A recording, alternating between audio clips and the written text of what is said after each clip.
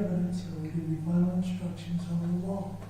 The attorney will determine the facts in this case, which he must do solely upon the evidence received in court. It is the duty of an attorney to object to questions, testimony, or exhibits the attorney believes may not be proper, and you must not hold such objections against the objecting party.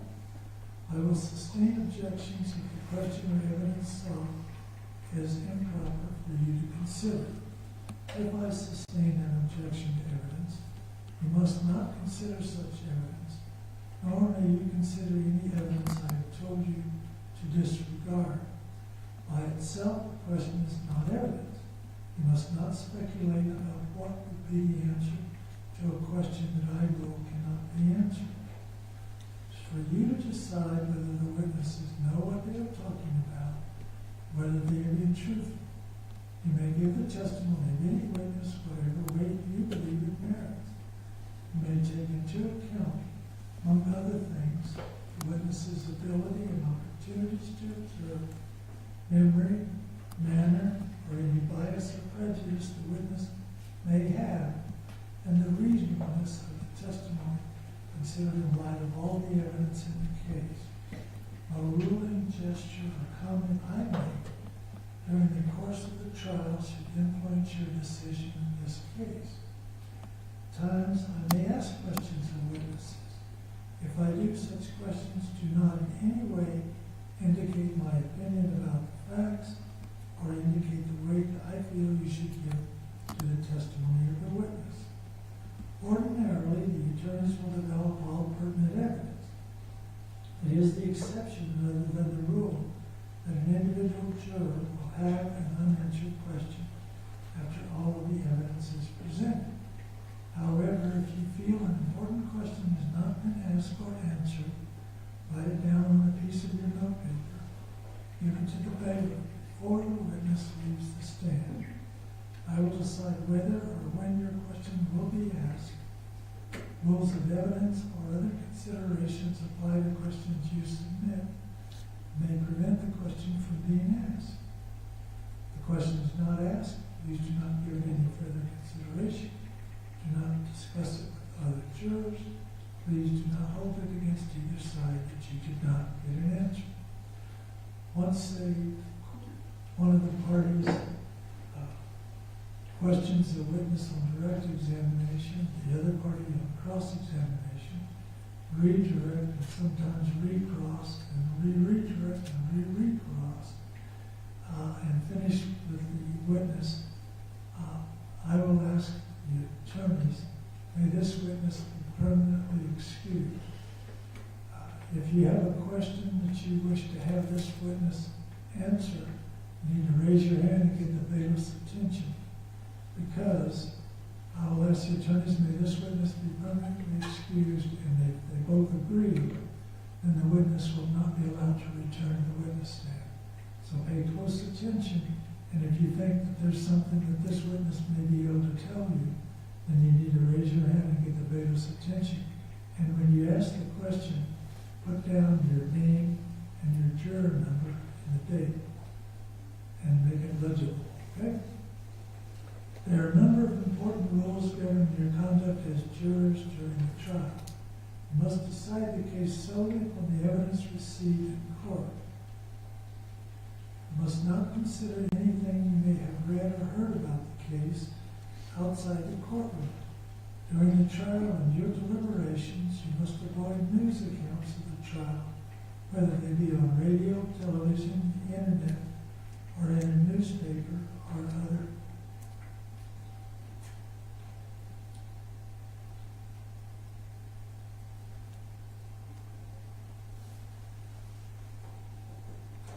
Written publication.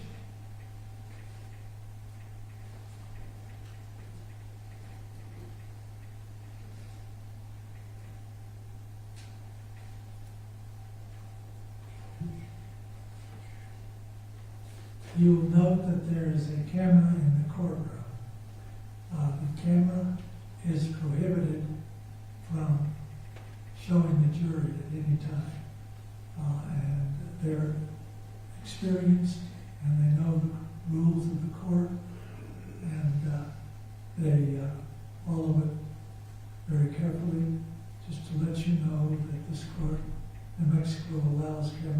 courtroom if court deems it to be appropriate.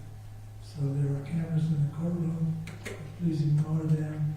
If you feel that someone is trying to influence you in any way at all, I'll let the court know and we'll take action.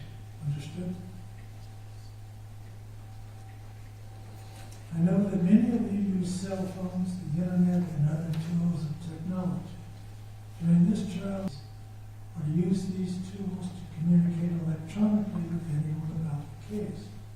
This includes your family and friends. You may not communicate with anyone about the case on your cell phone or any other device that can access the internet through email, text messaging, or on Twitter, through any blog or website, through any internet chat room, by way of any other social networking websites, such as Facebook, LinkedIn, Twitter, now known as X, and our YouTube. Don't use the internet dictionaries, Wikipedia, or any other source of information. You may rely only on the evidence presented in the trial in this case. You as jurors must decide this case based solely on the evidence presented here within the four walls of this courtroom. Do not try to find out information from any source outside the confines of this courtroom. Until you retire to deliberate the case, you must not discuss this case or the evidence with each other. When an exhibit is admitted in evidence, you should examine it yourself and not talk about it with other jurors until you retire to deliberate. It is important that you keep an open mind and not decide any part of the case until the entire case has been completed and submitted to you. Your special responsibility as jurors demands that throughout this trial you exercise your judgment impartially and without regard to any sympathy, bias, or prejudice. After you retire to deliberate, you may begin discussing the case with your fellow jurors, but you cannot discuss the case with anyone else until you have returned the verdict and the case is at an end.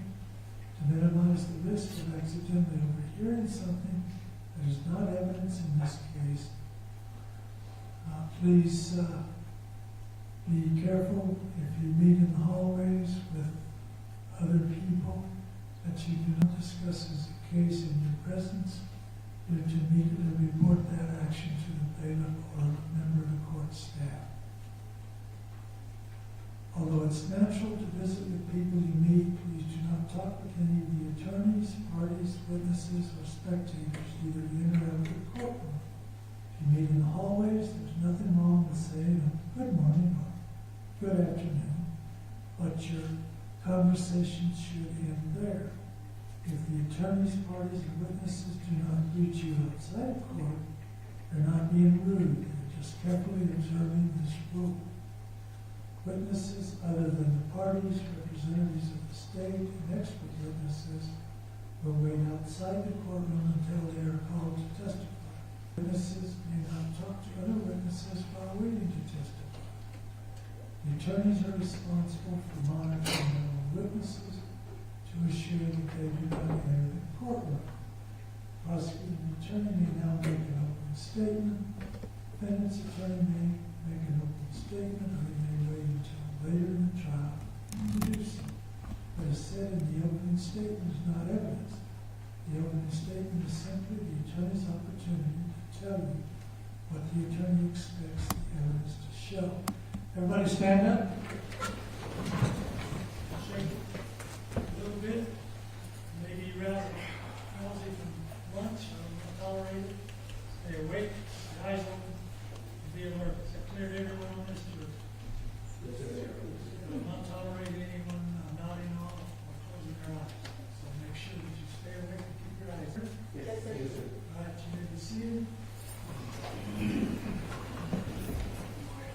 This court has discussed the matter with the attorneys.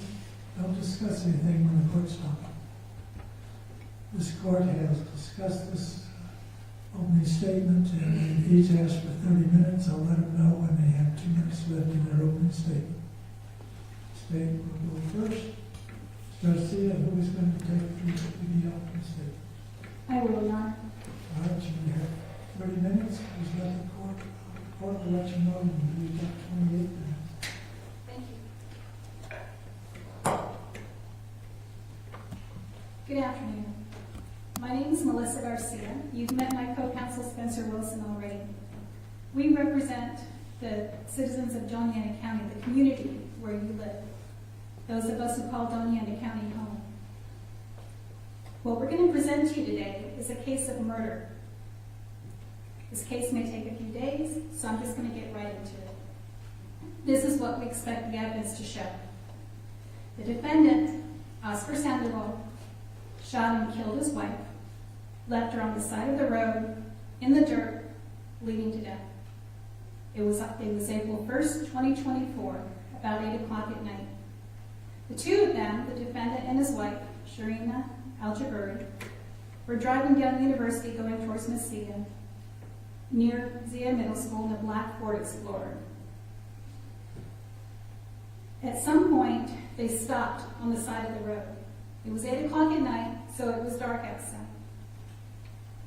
When they were on the side of the road, another person, her name is Mariah Chavez, she began driving from the opposite direction. She noticed the car stopped on the side of the road. She noticed that there were no flashers on. She noticed there were no lights in it. She kind of slowed down to be careful of going past it. As she got closer to it, Sharine ran in front of her car with her hand like this. She had to slam on her brakes. She almost hit her. She sat there. She watched her, Sharine, run across the road. Then she watched as a man came out from behind the car that was stopped and started chasing after her. Then she watched as Sharine turned around. She heard her yell, "No, no, no!" Then she watched that man who was holding a gun shoot her 4 times. Sharine was trying to run up the embankment on the side of the road. She didn't get very far. She had just been shot. So she fell. She fell in the dirt, face down. She was barefoot. So as that man walked back across the road to get to the car, Mariah is sitting there in her car. She's filled with fear as that man takes the gun, points at her. So she reversed her car. She started backing up. The man got in his car and drove down the road towards Mesilla. So when he was gone, she pulled back up to try to see if she could help Sharine. She called 911. What she found when she got to Sharine was a 39-year-old woman, barefoot, face down in the dirt, bleeding to death, left for dead, moaning. She could hear her gasping for air. So as she's on the phone with 911, she turns Sharine over, tried to do CPR. She listens for any signs of life. She hears moaning. She hears gasping for air. She tells the operator, "I think she's gone. I think she died." And she did. She died there on the side of the road, barefoot, in the dirt, in the dark, left for dead by the man that shot her. So the deputies arrived. Mariah was told she just got off to the side to let them take care of things. She was covered in Sharine's blood. But where was the suspect? Mariah said, she gave a description of the car, partial description of the license plate, said he went that way, towards Mesilla. Nobody knew where he was. He was gone. So police began looking for the car. Mesilla Marshals, actually, to be exact. How did they find it? The defendant's own daughter found it. You'll hear from her. Her name is Sarah. Sarah got concerned that night because Neither one of their parents had come home. Neither one. So she used her phone to find her mother's phone. So she went down to Sunland Park. She didn't know anyone in Sunland Park. But she went down to where she believed she would find her mother's phone. What she found was her father's car. Now she thinks something terrible's happened. She called the police again. Sheriff's deputy arrived. You'll hear from him. He pulled up. He saw the car. He saw what he believed to look like a bullet hole in the door frame, the passenger side. So when he saw that, he called for a special team to hold the situation, got a search warrant, and they searched the car for any evidence that they might find of anything. What did they find? They found a woman's shoe. They found a purse. They found a phone in the passenger side. They also found a debit card with Shireen's name on it. What else did they find? They found the defendant's identification. His identification. They found one of his checks. But what was he doing in Sunland Park? Well, there's a witness that's going to tell you that she saw somebody drive up in this car after the shooting, leave it there, and walk away. Another witness is going to tell you that the defendant came to his house that night and knocked on his door. He lives right there near where the car was left. But where was he? They still didn't know where he was. They couldn't find him yet. You're also going to hear from another witness who had spoken to the defendant after the shooting. He told her what he had done. He told her that he had killed her. And then he left. He fled to Mexico. With this person's help, the Mexican authorities were able to locate the defendant in Juarez.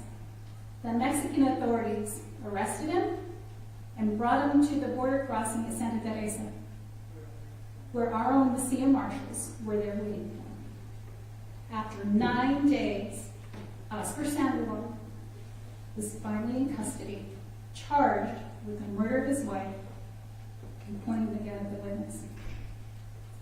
That's what happened. You'll see some photos that are going to be difficult for you to see, and I'm sorry. You'll hear from witnesses that will tell you what they know.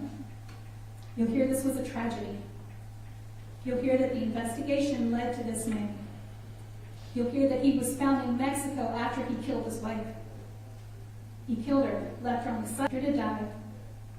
He left her there, and then he left the country. You'll hear this was first-degree murder. You'll hear intention. He knew what he was going to do. They drove to a dark road where there were no streetlights. In the dark, not many cars. Stopped on the side of the road. She tried to get away from him, and no, boom, he killed her. He shot and killed Shireen Al-Jabari. We'll ask you to find him guilty of this heinous act. Thank you. Thank you, Ms. Garcia. Robert, you have 30 minutes. I'll let you know when you've used up 28.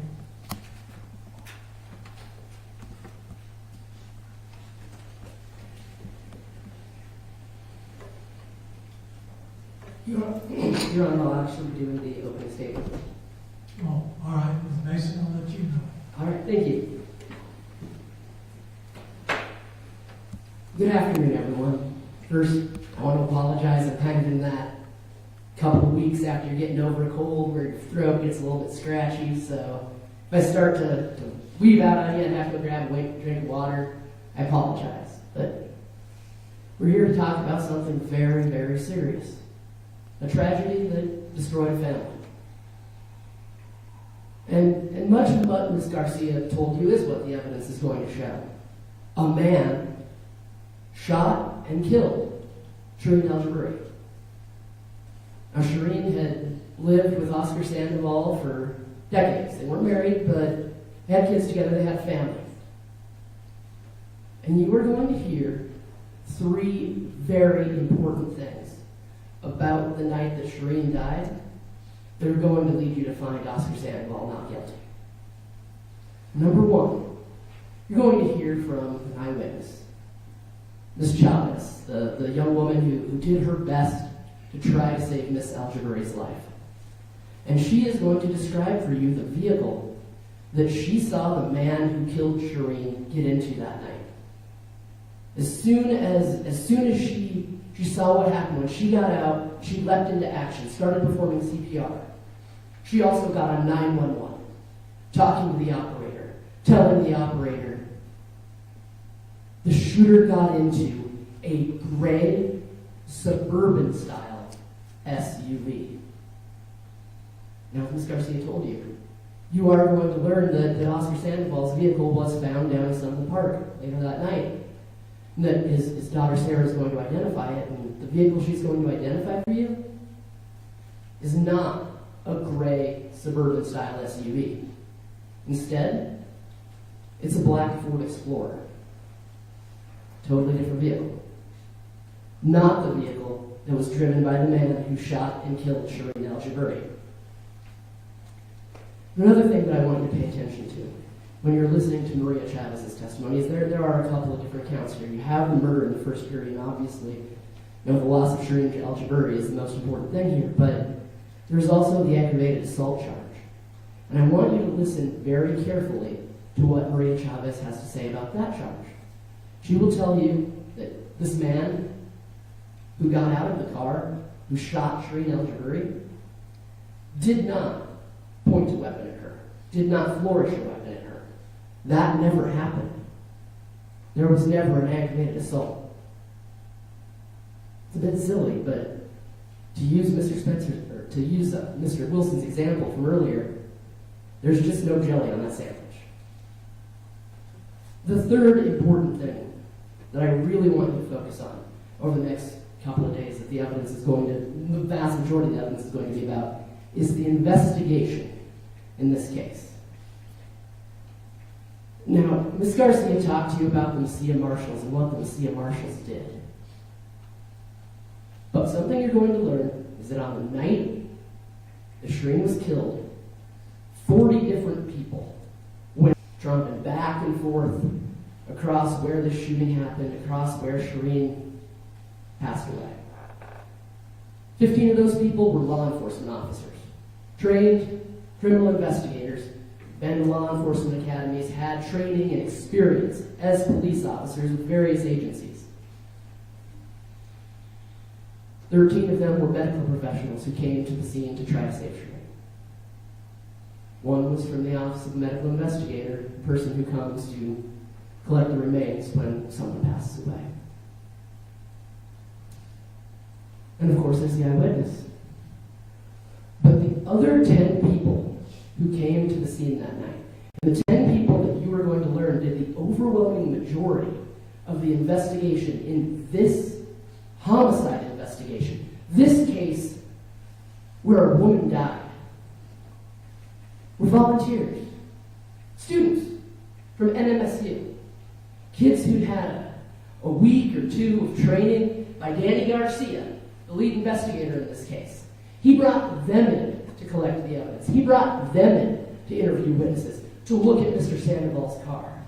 And those kids, you're going to learn they did their best. They tried to do exactly what Detective Garcia had taught them. But the kids, you're going to see, the evidence is going to show that a lot of mistakes were made, and as a result, we may never know who that man was in that gray suburban-style vehicle that shot Shireen Al-Jabari. But once you see all the evidence, once you hear from all of the witnesses, one thing I do know is that you will find Oscar Sandoval not guilty. Thank you, Ms. Mason. The state will now present its evidence. After the state has presented its evidence, the defendant may present evidence but is not required to do so, as the burden is always on the state to prove the defendant's guilt beyond a reasonable doubt. Call your first witness. State calls Maria Chavez.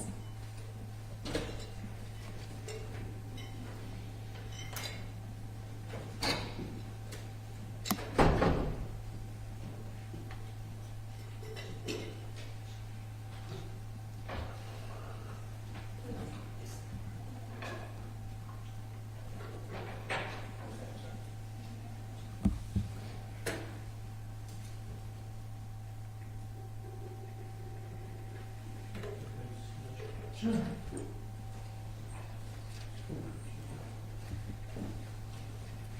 Come towards me, please. This way.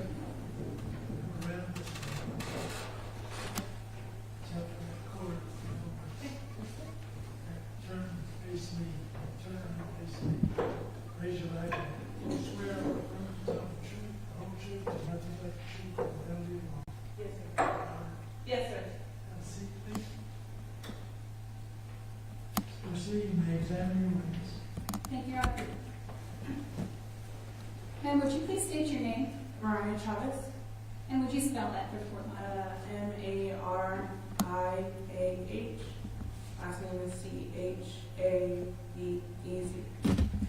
And do you live here in Delaware County? Yes, ma'am. Do you have family here too? Yes, ma'am. Are you close to your family? You extremely close. Do they also live in Delaware County? Yes, ma'am. Do you remember where you were on April 1st, 2024? Yes, ma'am. I spent the day with my sister and her children. And where was that? Don't give me the street address, but, Her residence is in Mesilla. okay. And then went to her house roughly around 9:30. In the morning? Yes, ma'am. Okay. And spent the day with her. Around 10, her middle child had a play date with one of his friends. We went to the child's residence to pick her up. And then we went and got something to eat at Cane's off of Towel Shore. And then we proceeded to go to the mall and were there for a couple of hours with the kids. About 3 o'clock, we returned to my sister's residence. And then the little girl had to be home at 5:30. After that, went back to my sister's, hung out like I normally do. Her kids get ready for bed about 7:45, and I was out of my sister's residence by 8. So you left your sister's residence at 8 o'clock, Yes, more or less? Yes. To check up on my mother, who lives off of Vassar and Stanford Street. Is that Mesilla also? I know Stanford Street is the cutoff, so from Mesilla into Doñana. And are you sure about that time? Yes, ma'am. Was it dark outside or light outside? It was already dark. It was dark. Yes. And what road did you take from your sister's to your mother's house? I'm trying to think. My sister I entered into Mesilla. Near Angeles, I went to the right. I don't remember street. I think it might be the highway leading into Mesilla, and I made a left on University. University? Yes. What, if anything, do you remember about driving down University that night? I remembered passing like the school and Which school? ZMO school. Okay. And then there's a VFW after, and then like another residence off to the left. After I passed that residence, I turned my brakes on Why did you do that? because the road is dark all the way until the railroad tracks at the end of University. Okay.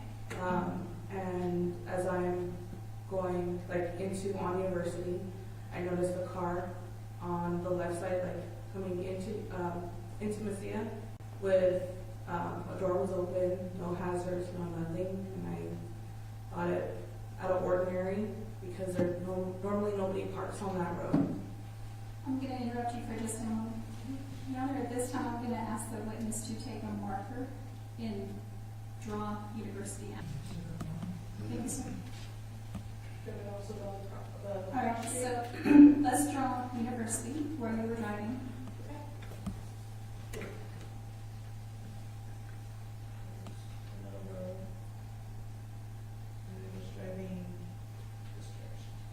And you said you saw a car. Where did you see that? It was probably off to this side. There's a dirt path, and then there's kind of like a ditch type thing on this side. And where are you when you see the car? Probably about right here. So maybe just step back just a little bit so the rest of the jury can see. About right here when I noticed the vehicle on this side.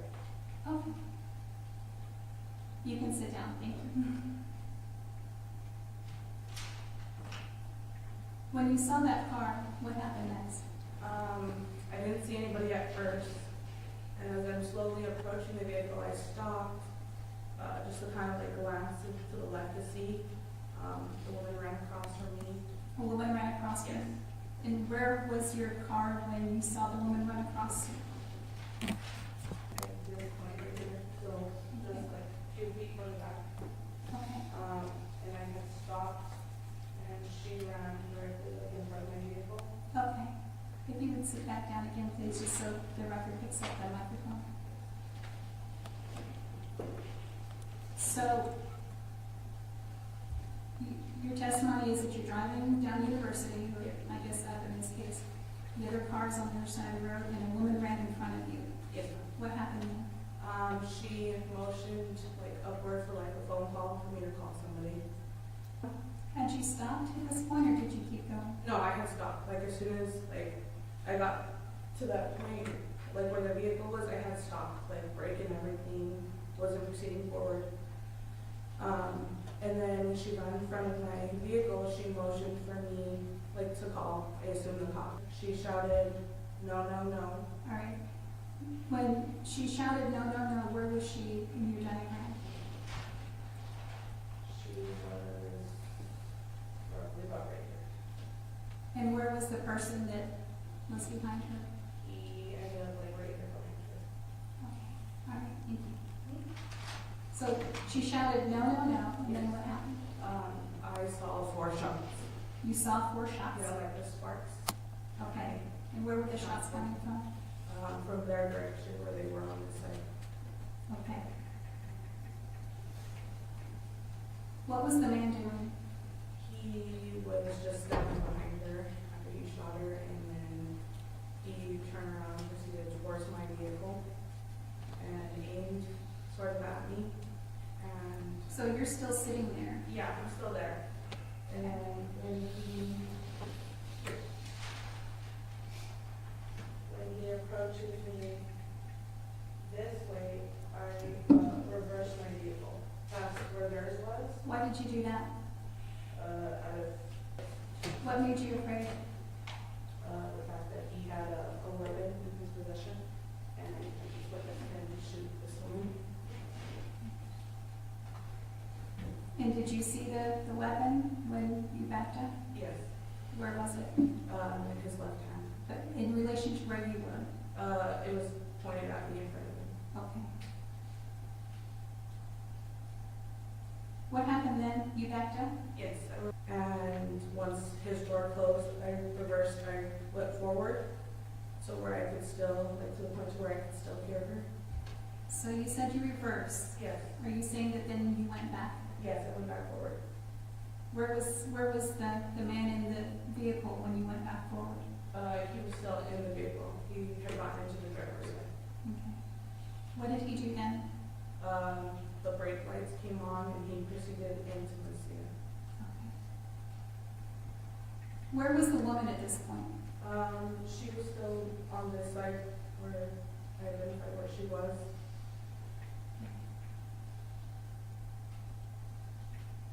What did you do then? As soon as I realized he was driving down into Mesilla, I got out of my vehicle and dialed 911. So I'm going to back up just a minute. You said that she shouted, "No, no, no," in the shots. She was face down. I think I can hear you, but can you move that a little closer? I think it's easier on the jury's ears. You hear me? Let me re-ask the question. When she shouted, "No, no, no," what position was her body in at the time? She was upright. She had turned towards him, and then when she shouted, she was trying to turn around. And then she fell face first into the ground. Okay.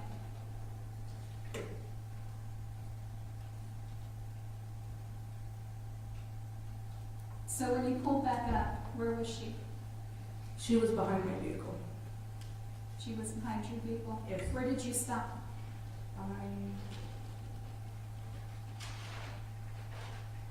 So when I was back here, I pulled like right here in front of her. So the tail end of my car was here and I could still like see her through my window, like my rear mirror.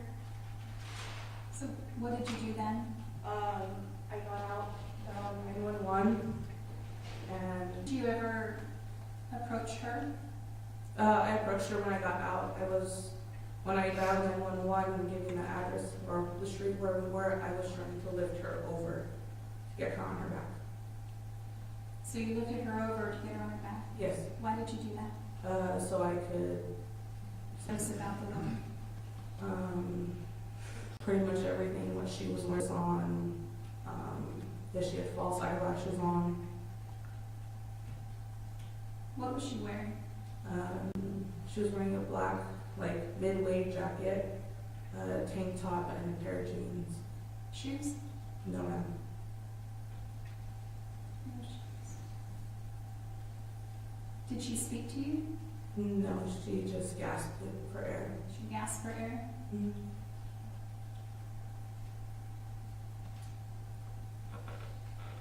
What do you remember, if anything, about the person that you saw shoot her? Older man, Why do you say older?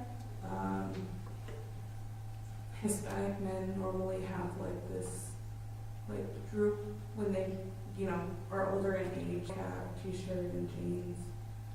Glasses? No. Facial hair? Maybe like stubble. Do you remember about how tall he was? Maybe 5'6", 5'7". You said it was dark. Yes. How were you able to see him? My brother's weapon at me.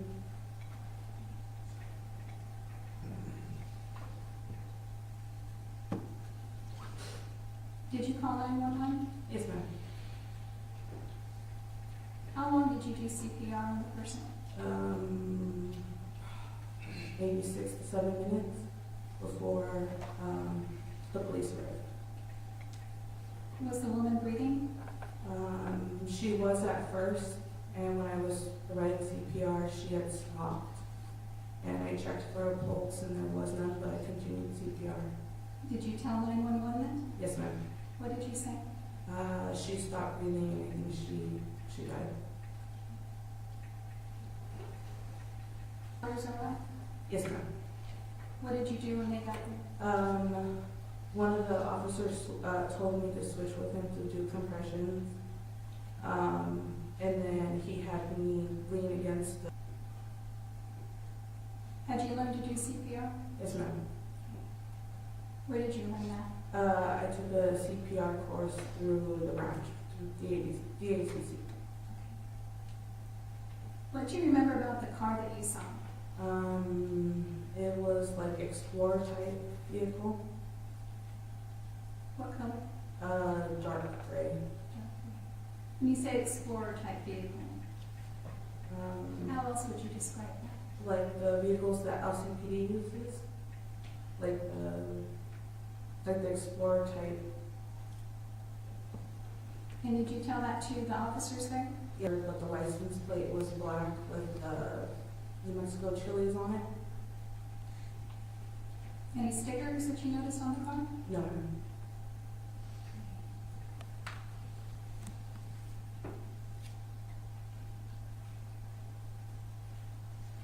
When the officers were there,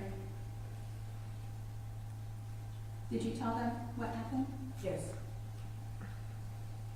How were you dressed? I had a black Powerpuff Girl shirt on with some black cargo pants and a pair.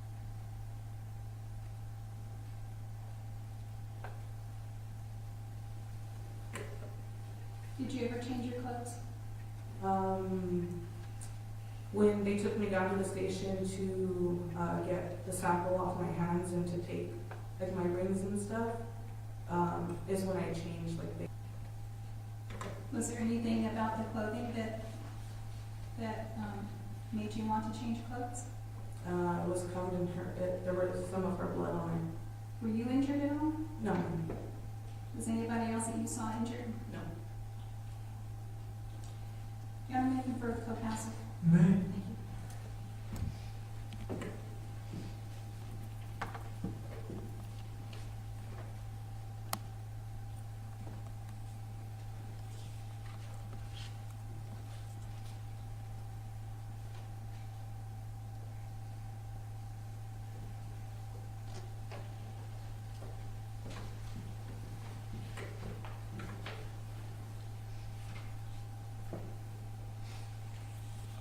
Just a couple more questions. I want to back up just a little bit. You said, back in front of you towards his car, you said he had a gun. Yes. What did he do with that gun that you saw? He had it in his hand still and got into the car, and I didn't see it after that. But you saw it before that? Yes, ma'am. And correct me if I'm wrong, I believe your testimony was is that he had it pointed in your direction, is that right? Yes, ma'am. Okay. How did that make you feel? I was scared. Scared of, excuse me, scared of what? Him shooting me in return. Like right then and there or later? Yes. Right then and there. That's all I have. Thank you. I'll pass the witness. cross-examination. Yes.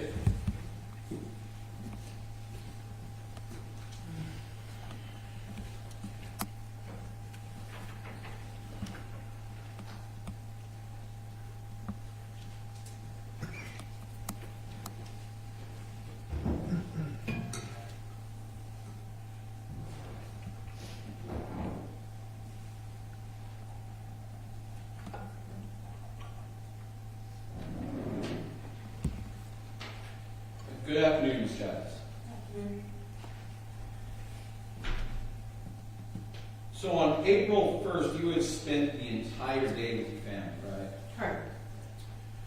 Just kind of enjoying time with your nieces and nephews and your sister? Yes. And that started at about 9:30 that morning, right? Correct.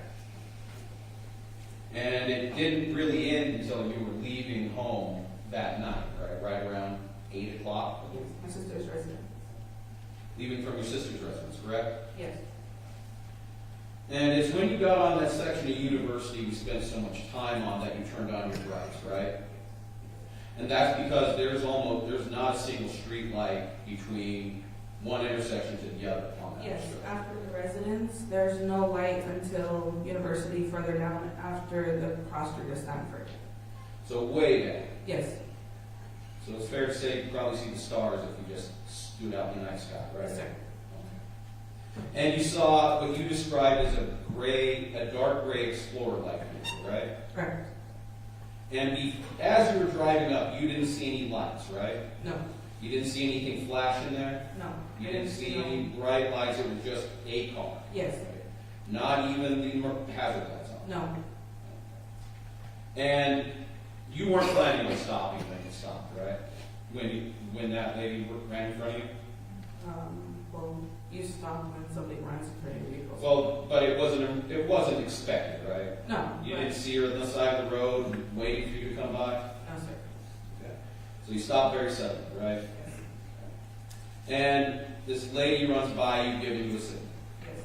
And then you see a man run by, right? Correct. And then you see over there, you see the lady fall, right? After the shots, yes. And then that man comes back, right? Yes. Had you called 911 at this point? No. No? You just saw a lady get shot, right? Yes. And even after you saw a man seeing a woman, you had to call 911 at that point, right?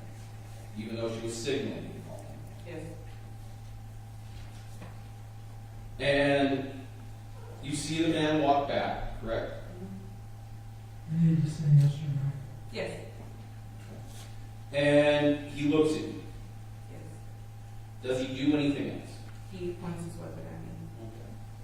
I want to talk about that. We've spoken before, right? Yes. Okay. And at that time, you promised to be honest with your statement, correct? Yes, of course. When you told me he had never pointed a gun at you, were you being honest then, or are you here now? Both. Both? Yes. So he never pointed a gun at you, or he did point a gun? No, he did. How did he point? He pointed it like this at me, but with his left hand. I said, With his left hand? So when you say he never pointed a gun at me, you're saying it's both now? in a sense, it's both. Because it was a trauma situation for myself, and my statement is still the same, but I didn't want to say that he pointed it at me because of fear. Now, you also spoke to a lot of law enforcement officers right after this happened, right? I spoke to one. You spoke to one. Yes. Ms. Lourdes Hernandez, does that ring a bell? Yes. Nice. Yes. She was the officer at the Mesilla Marshal's office, right? Correct. Okay. And you talked to her about what happened, right? Yes.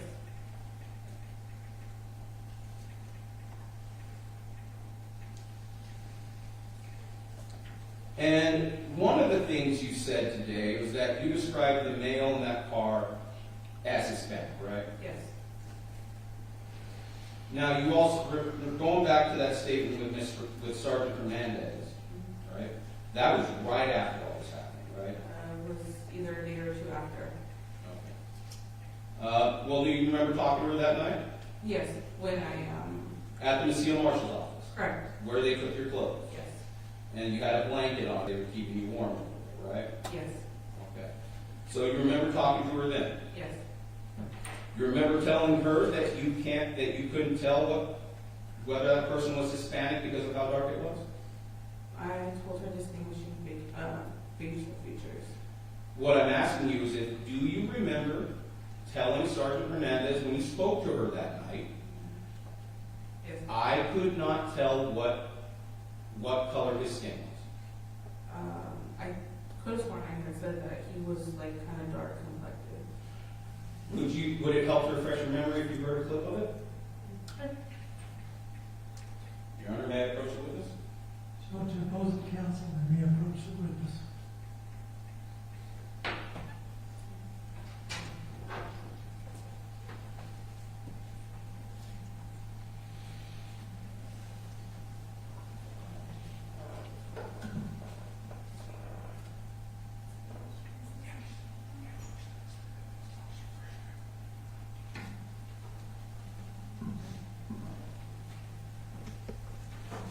I have cleaned up, he said.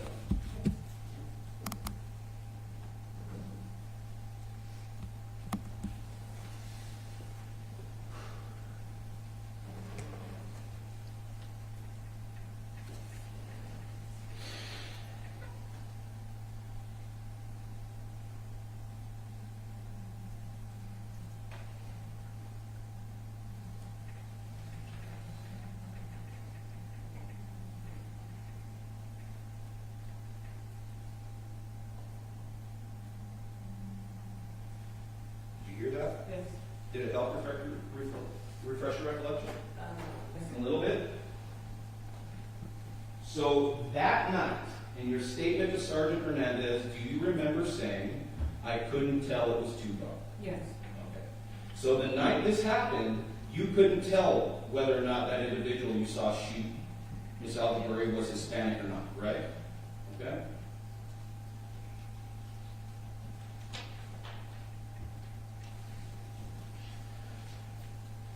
And then he got into, and it's after he was looking at you, Yes. and whether or not he pointed the weapon at you, you backed up, right? Yes. Okay. You backed up in your vehicle. Yes. I've heard. Because I was afraid he was going to do something to myself. So instead of continuing to back up because you were afraid, you stopped right next to his vehicle, I stopped pretty close to it, yeah. and there was no one behind you, right? No, sir. And the road was free and clear. Yes. You were already backing up. Yes. Car was in reverse, right? You already shown the vehicle put gas in, right? I don't recall if my vehicle had gas on it. But you were able to reverse, Yes. right? You didn't have to push the car out. No. And then he got in the vehicle and left. Yes. And that's when you called 911. Yes, I reversed, I pulled forward as soon as his door closed, I pulled forward, just to make sure I could still hear her and see her through my mirror. Okay. And so you pulled forward after he left. Yeah, well, before he left. When he closed the door, I pulled forward. Pulled forward next to him while he's still there. No, I pulled away from his vehicle. And that's when you called 911, Yes, I called as soon as he, left. yes,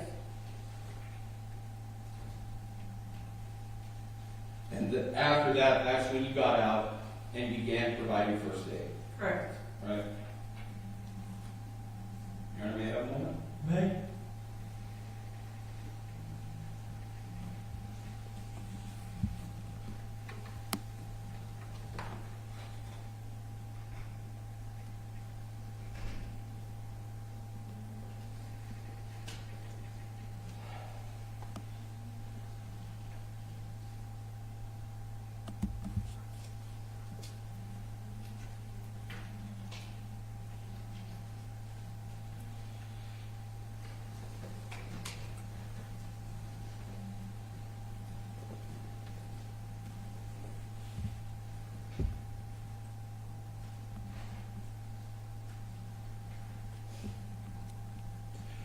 Going back quickly to the point where you had the gun in front of your car. Mm-hmm. Yes, So is your statement today that you told us he didn't point a gun at you because you were afraid for what might happen? I'm asking you, when you talked to me and you said he didn't point a gun at what might happen to you. yes, Not because he pointed, not because you didn't, you said he did, not because he didn't actually point a gun at you. You just weren't being truthful with me that way. well, I was being truthful. Things come back after a dramatic incident. So back in October, you didn't remember that he pointed a gun. Well, it's fuzzy. But as I have gotten closer to this trial today, the nightmares come back of that night and everything replays in my mind. So would it help you if I played you a clip of your statement to me? To help refresh your recollection on what you told us? I remember what I told you. Okay. And it was at that time that he did not point a gun? Yes.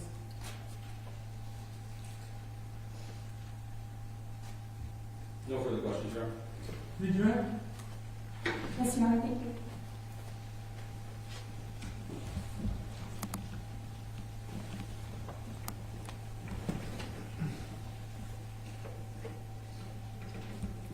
Mariah, you said a minute ago that as you're driving down University, that this was unexpected, is that right? Yes, ma'am. How did it make you feel when this happened? Or Uh, excuse me, when you saw her run in front of you? I didn't know what was happening. Like, if you see somebody run, you automatically assume that something's coming after them or something bad's going to happen. And then when you saw the man shoot her, how did that make you feel? I was afraid. I was afraid for myself and for her. Fair to say you were in what we would call shock. Yes, ma'am. Why did you back up? Out of fear for myself. So what were you trying to accomplish by backing up? If he were to have fired, like, to avoid the contract.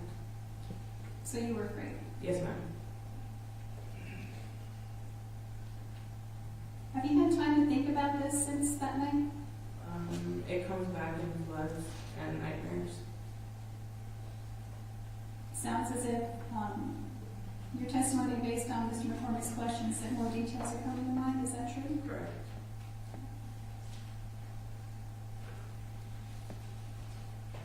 He asked you about Detective Hernandez taking your statement. Yes. Find that you didn't say that he pointed at you because you were afraid. Yes. What were you afraid of? Him shooting me. Or that he would try to say that he didn't. So you're in the Mesilla Marshal's office speaking to a detective, Yes. and, well, excuse me, you're speaking to Mr. McCormick, and you tell him that he did not point the gun at you. Did you tell him you were afraid? I think he could kind of tell. But did you say? No, I didn't. Why didn't you say that? Just out of fear Fear of what? that there could be retaliation later for myself, my safety. How has this affected you since then? For a while there, I couldn't drive down that road, and I'd have to go all the way around. It's scary and it's sad because I don't understand why somebody could do this. Let's switch gears a little bit. I just want to follow up on something he asked you about. When you spoke to the detective, you said you couldn't tell his skin color because it was too dark. Is that right? Yes. How were you able to see that night? My brights were on, and when he stepped in front of my vehicle. Were you able to distinguish his facial features? Yes, a little bit. Like I was saying, like his face kind of like drooped a little bit, So- as older men face sometimes do. Were you able to see how tall he was? Roughly about 5'6", 5'7". So, do I understand correctly that your bright lights were shining? Yes, ma'am. And when he stepped into your bright lights, is that when you saw him? Yes, ma'am. Okay. Well, that's when you were able to see the facial features? Yes. Okay. Was it bright or dark behind him? It was dark behind it.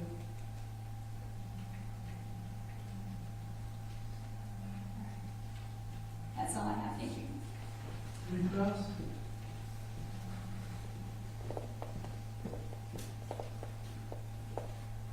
No, Your Honor.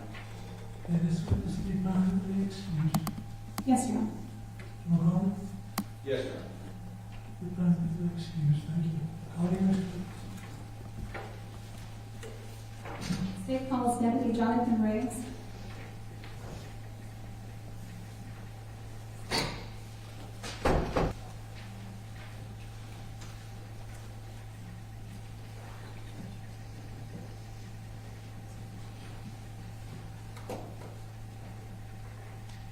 Now, before the deputy steps up, may counsel and I approach?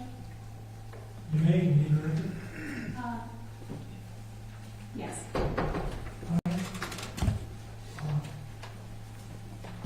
Ladies and gentlemen, yes, we may discuss some matters out of your hearing. It's the attorney's duty to offer evidence they believe proper, to object to evidence they believe improper.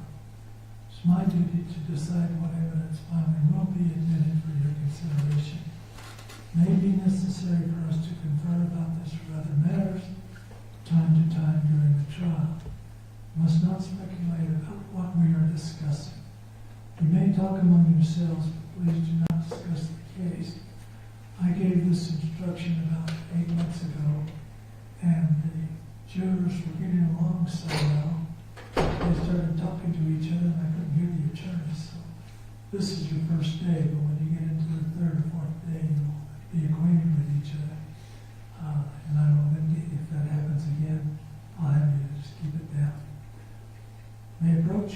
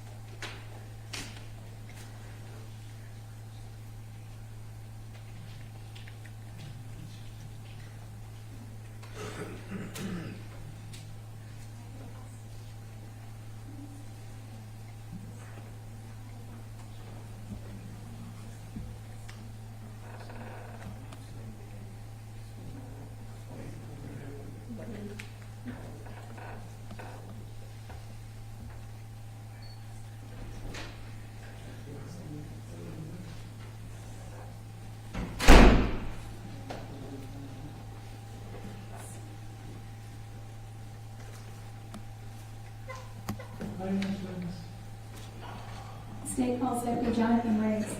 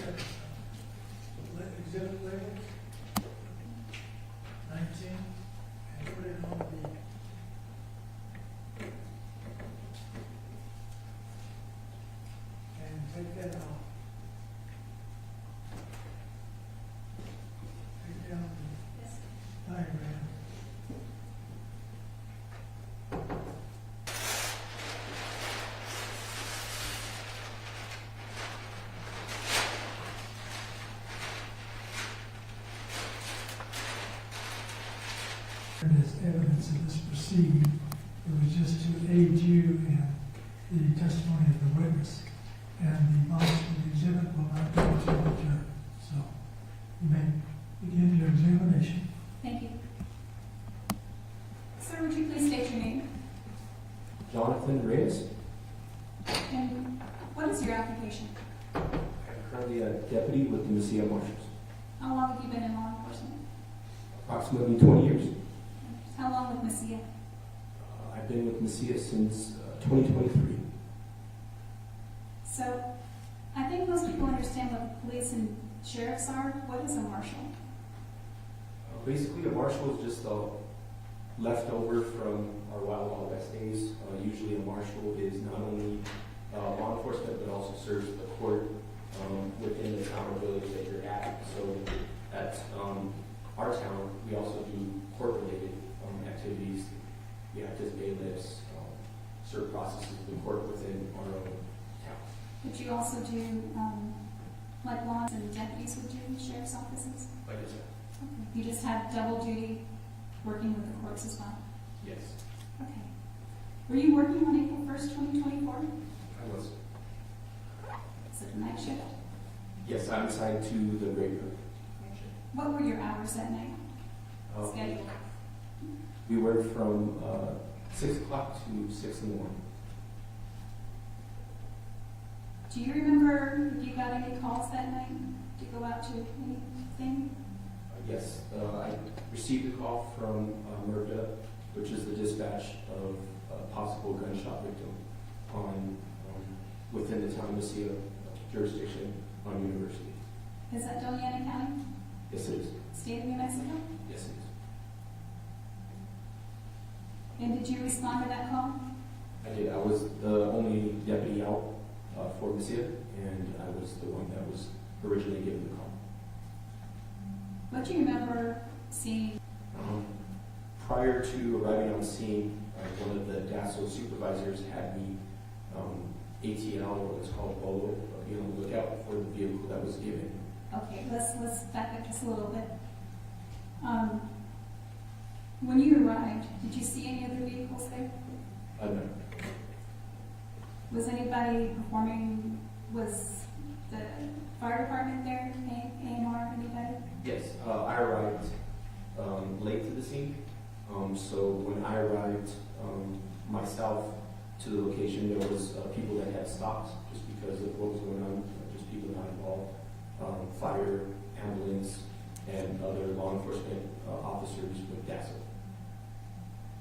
Did you see the gunshot victim? I did. What was going on with her when you saw her? The DASO deputies and medical personnel were performing life-saving measures. Did you participate in that at all? No, there was, I could tell I wasn't needed. I basically offered to retrieve medical supplies from the back of my unit, and also I gave them a pair of my medical EMT shears that I carry on myself. And you normally carry those with you? Yes, And you gave it to them? I gave it to them so they could. What did you do then? Did you speak to anybody? I was told by one of the other DASO supervisors to go stand with our reporting party. The reporting party. And did you stand with the reporting party? I did. Basically just stood by with her to make sure she didn't leave the scene, if she needed anything. That was really all I did. Do you recall her demeanor? Yes. What was that? She was, to me, you could tell she was a little shaken up about what she witnessed, but she really just was calm and talked with me. And then after that, what was your role on the scene? My role, after I was relieved from watching her, was to just contact my chain of command, advise them of the situation, and assist other deputies that were, we were trying to contain the, preserve the crime scene. I put up barrier tape. I assisted with running the crime scene block. Were you wearing a body cam that night? I was. Was it working? Yes. Was it turned on? Yes. Your Honor, may I have just a moment? May?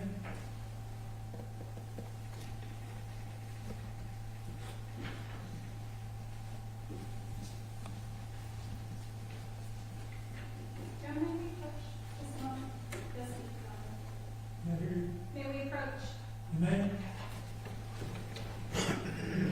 We're off the record.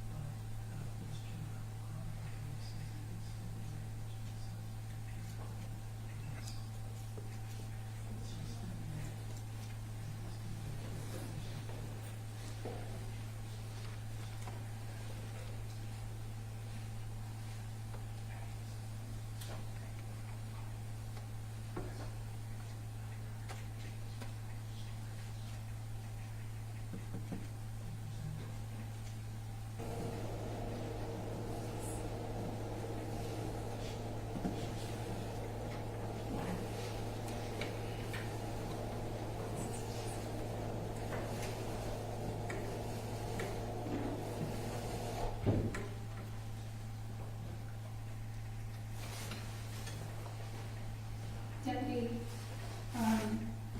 you've seen a copy of your body cam, have you not? Yes. And is it a true and accurate copy of what you saw that night?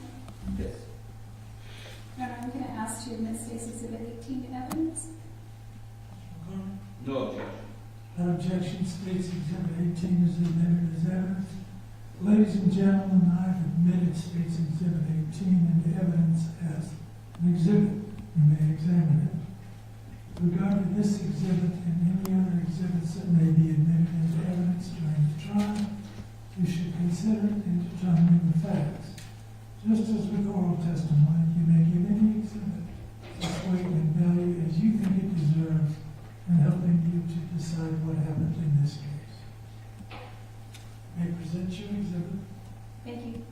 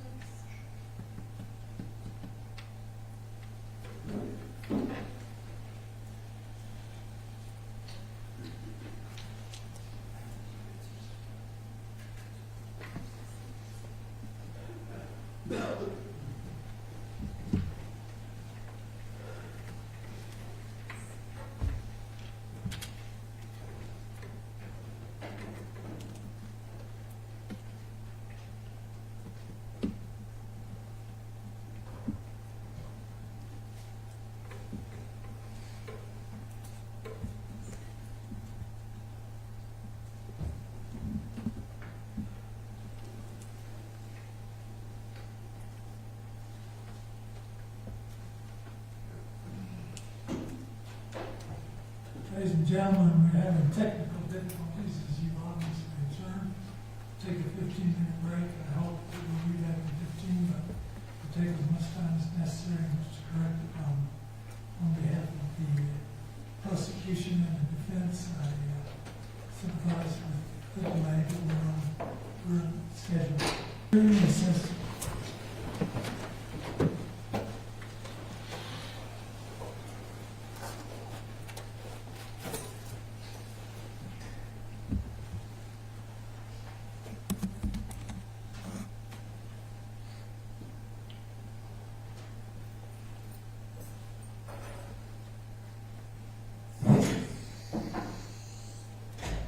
Ready to see it?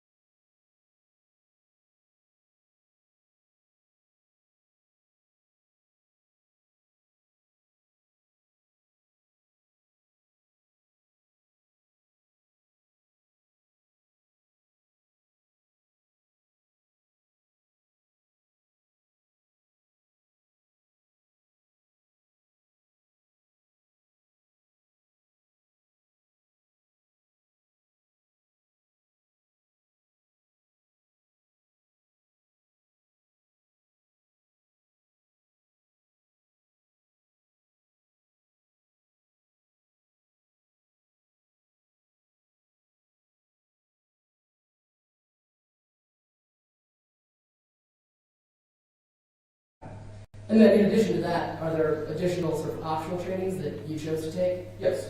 That's pretty normal for law enforcement, right? To take training to get better at their jobs? You're either volunteer or voluntold.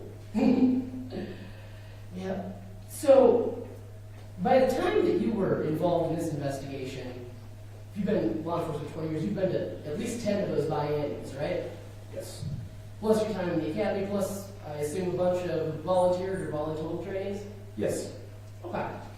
And after you'd been through all that training, then you knew how important it was to keep this scene as clean as possible, right? Yes. And to minimize any chance that there might be any sort of contamination of the evidence. Yes. So part of how you did that was you and one of the officers from the sheriff's department set up a log of everybody who was coming in and out. Yes. And on that log, you guys kept track of, in total, about 40 people who had to enter the scene that night, correct? Yes.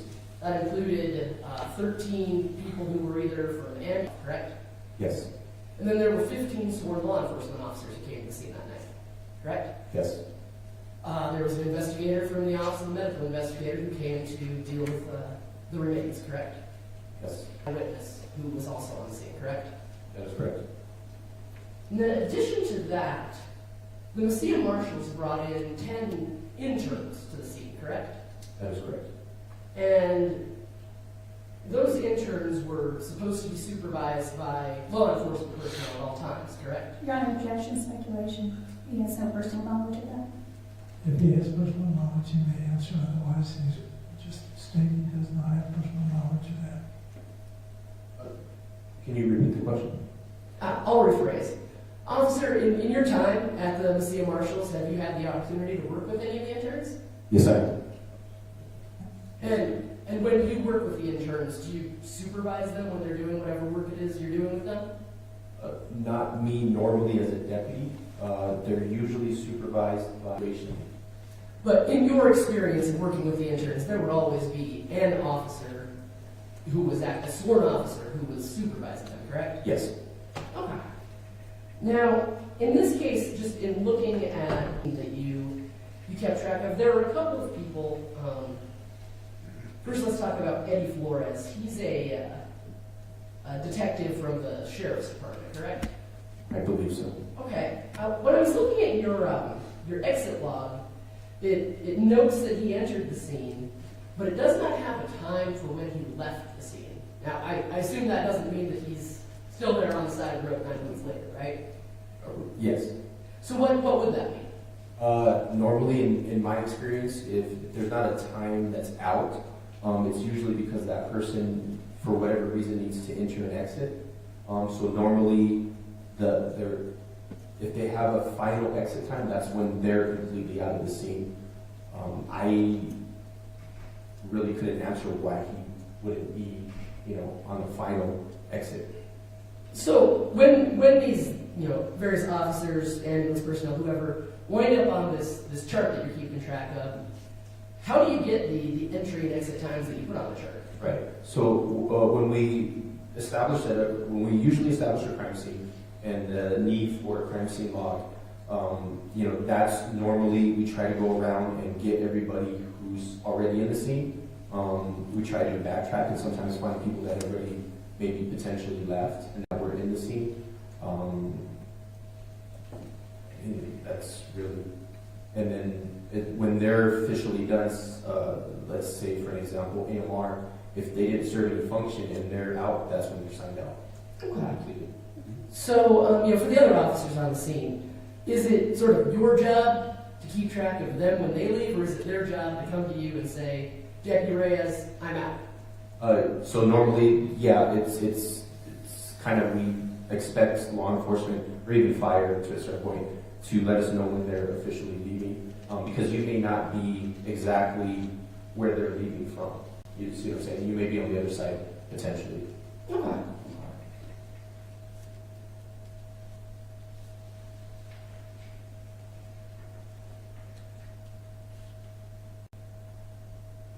And so I know you talked a little bit with Ms. Garcia about how when you got to the scene, there were already people working on this algebra rate.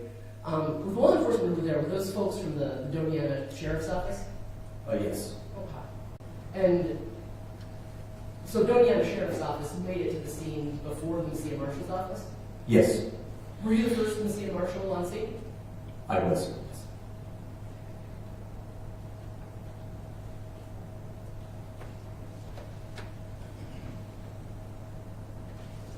And then we saw on the video that Ms. Garcia played, that you sort of walked her through, there were a bunch of cars initially on scene, correct? Yes, there was. Can that be a concern for the preservation of the crime scene?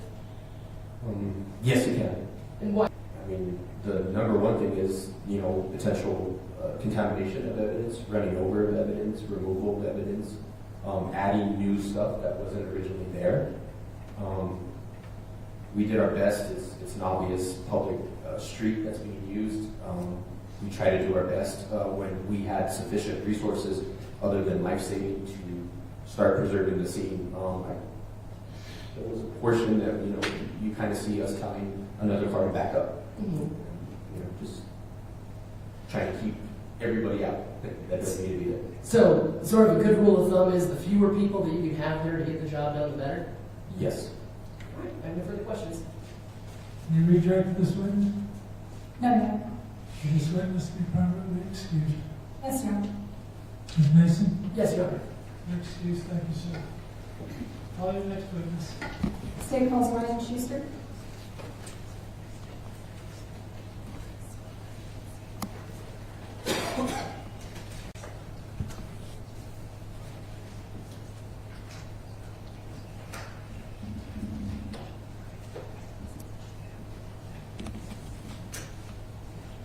Come towards me, please.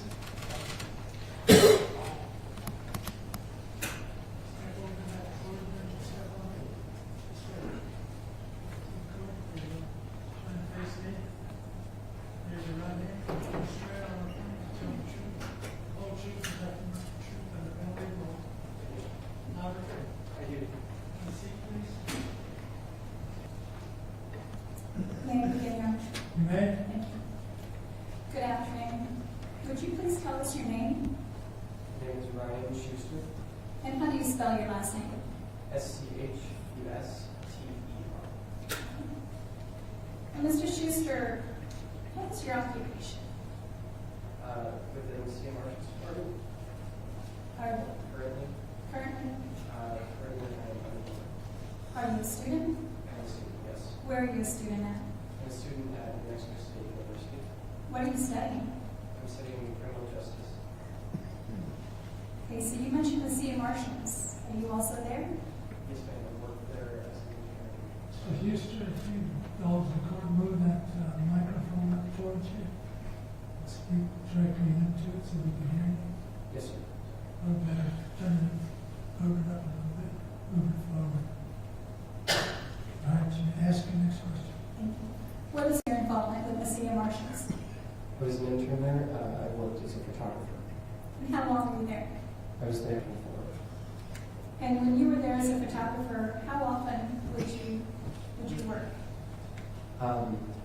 It depended, but I'd say usually about once per week. And what would you do? I would be called out to crime scenes, and I would take pictures of crime scenes to find evidence. You would take pictures, the photo equipment you would use, did that belong to the Mesilla Marshals? Sometimes, sometimes I use my own personal Nikon D50. Sometimes they issued me at one point they acquired and issued me a Nikon D3400. Investigation? Ask anybody any questions? Then Just photography? just photography. When you would go on a crime scene, did you report to a supervisor? Yes, ma'am.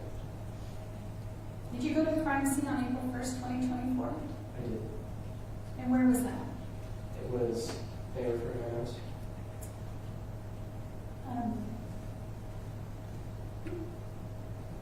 I didn't understand what You you must said. refer to this as one. Yeah, you may refer to your notes, but if you do, opposing counsel is entitled to a copy of them and may use those. So, Any objection to him referring to his notes if you have an opportunity to review his notes? I don't know what notes. Refer to. Your Honor, I may be able to ask a question. Do you remember what street it was on? Yes, it was on University Avenue. Was that Doñana County, Yes, state of New Mexico? yes. Your Honor, I don't believe there's any need for the notes. May I proceed? Thank you. How long were you there at that scene? I was on scene about 18 hours. 18 hours. Yes. What time did you arrive? Do you recall? Yes, I arrived on scene at about 2100, 2130. So for those of us non-military, we're talking 10:30 maybe? No, that was 9 o'clock. 22. Nine. Yeah, maybe 10 at least is the time we got up there. My son's military, but I can't tell the time, I'm sorry. It's okay. So you arrived there, you said you were there for 18 hours? Roughly, yes. Okay. And did you stay there the whole time? Occasionally around, I think it was 3 o'clock, 4 o'clock in the morning, I went to a nearby truck stop, got some coffee, and came back, but that's the only time that I left. And did you take photos while you were there? Yes, ma'am. Your Honor, may I approach a witness of what's been marked as State's Exhibit 1 for purposes of identification after showing to opposing counsel? Typically, I understand the court prefers to do this one by one and not seven, and you prefer I do all seven. Why don't you show him this? It's states exhibits 1, 2, 3, 4, 5, 6, and 7. But ask for their admission individually. Yes, sir. But that way you can expedite the testimony. Thank you.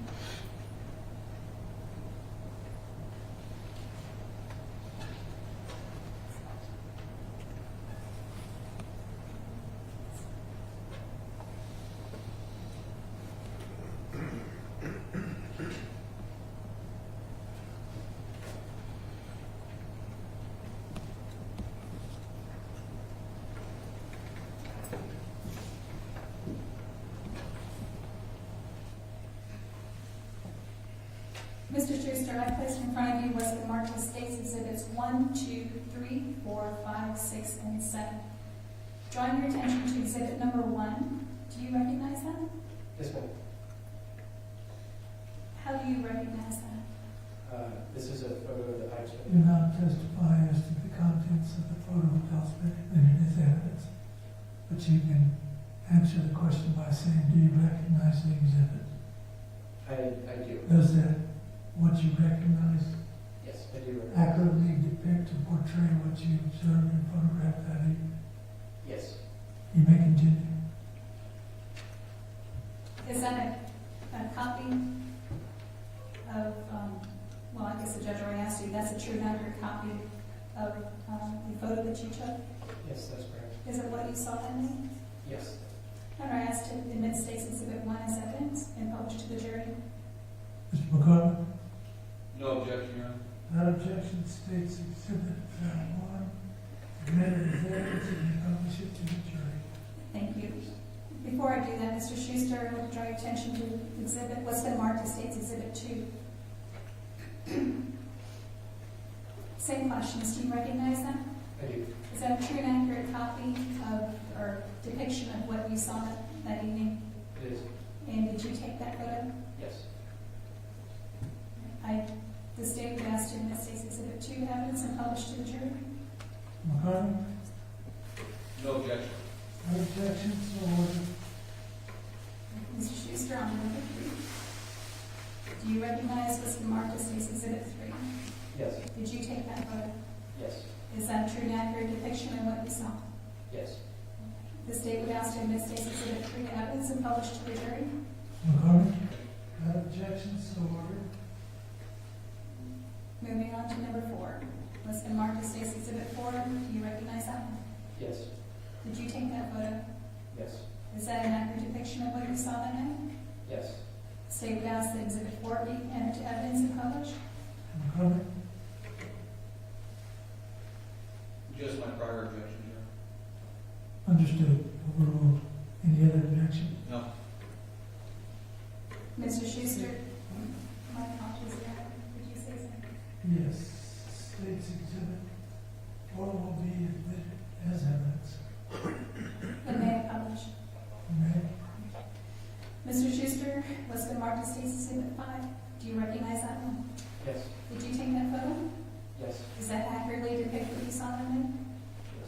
The state would ask that Exhibit 5 be entered into evidence and published to the jury. Mr. McCormick? No objection. Objection states Exhibit 5 will be admitted as evidence. May publish it to the jury.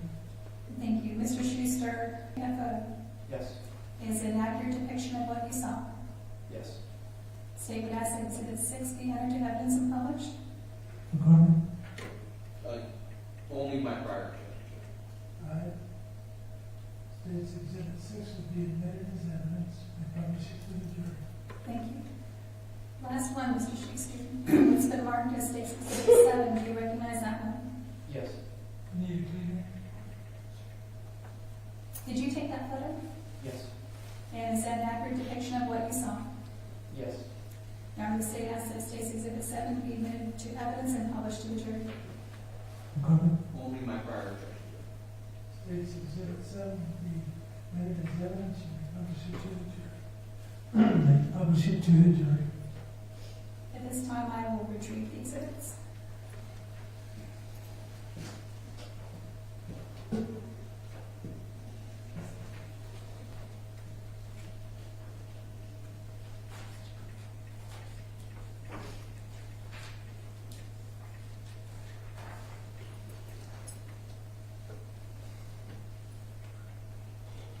Now, publishing State's Exhibit 1.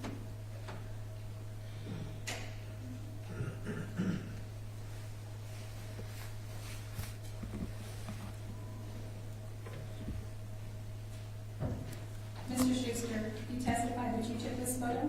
Yes. Do you know what street it's showing in the photo? That's University Avenue. Is this the scene you were called to that night for the shooting on April 1st, Yes. 2024? That's correct. Doña County, Yes. State of New Mexico? Yes. Hang on a second, Edward. Try to assist this jury by showing the photograph that doesn't have the glare on it.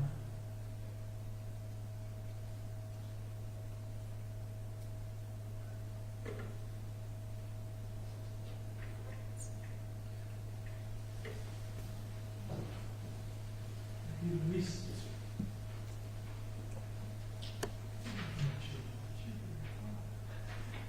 Mr. Schuster, when you took this photo, what were you trying to capture? I was trying to capture an overall view of the scene as it was viewed at the time. That is to say, I wanted to capture as much of the scene in one picture as I could. Now, publishing State's Exhibit 2.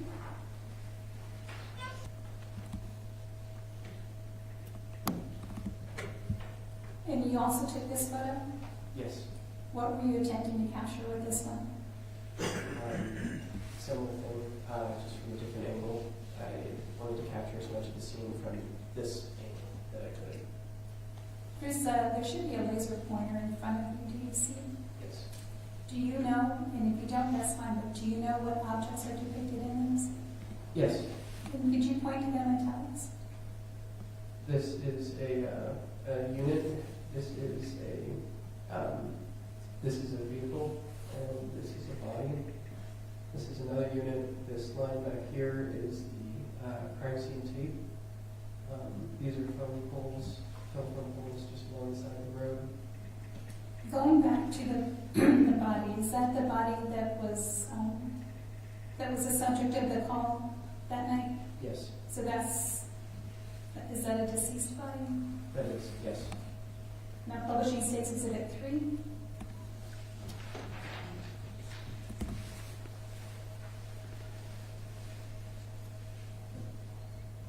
And when you took this photo, what were you attempting to capture? Again, this is an overall photo attempting to show so much of the scene as I can from this angle, and specifically the body. Is that the same car that was in the last one we looked at? Yes, that's correct. And that's the same body that we looked at? Yes, that's correct. And that's on University, you said? That's correct, yes. Now, publishing State's Exhibit 4.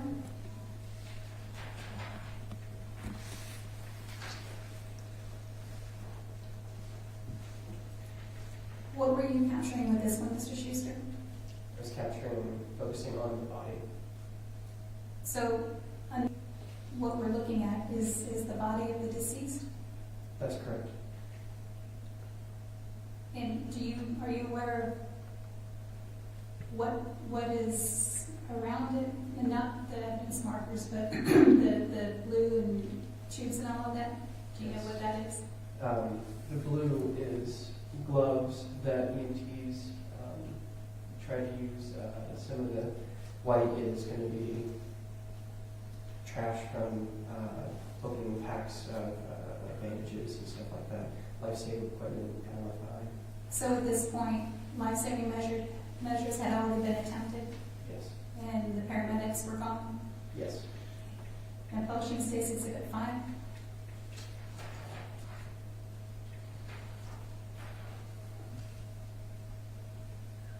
Mr. Schuster, what is this? This is the face of the deceased body. And when you took this photo, you're attempting to capture her face, her head. That's correct. And Publishing States Exhibit 6.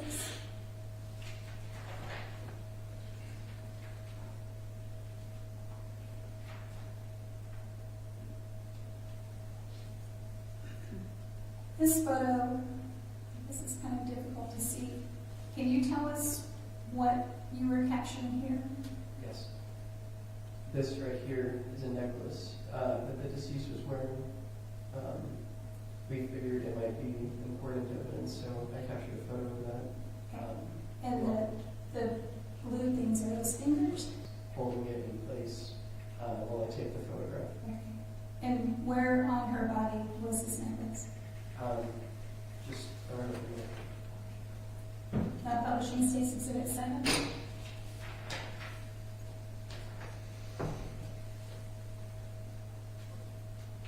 What was this photo, Mr. Schuster?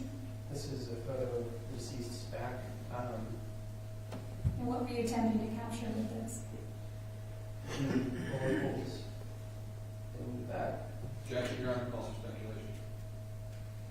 Same. So, markings, accidents.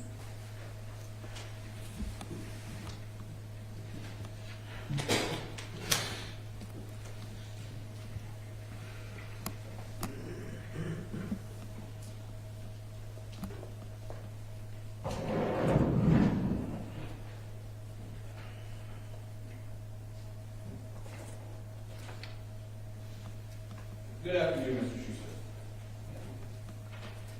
Now, your official title when you were with the Mesilla Marshals was CSI. Is that correct? That's correct. And there were several of you involved in this program, Yes. right? And would it be fair to say that each of you kind of had a different specialty that you focused on? Somewhat. Some took more interest in fingerprinting, and versus you took a little more interest in photography. Would that be fair to say? Yes. Kind of what happened people at Mesilla Marshals that you had done it as a hobby, right? Yes. And you had some good equipment. Yes.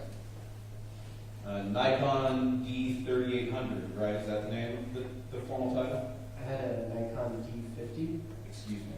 Still a pretty nice camera, right? 2004, sure.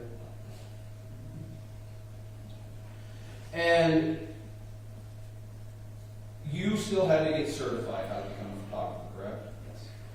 And what class did you take to become certified? I received multiple classes. We did cover some photography in basic and advanced.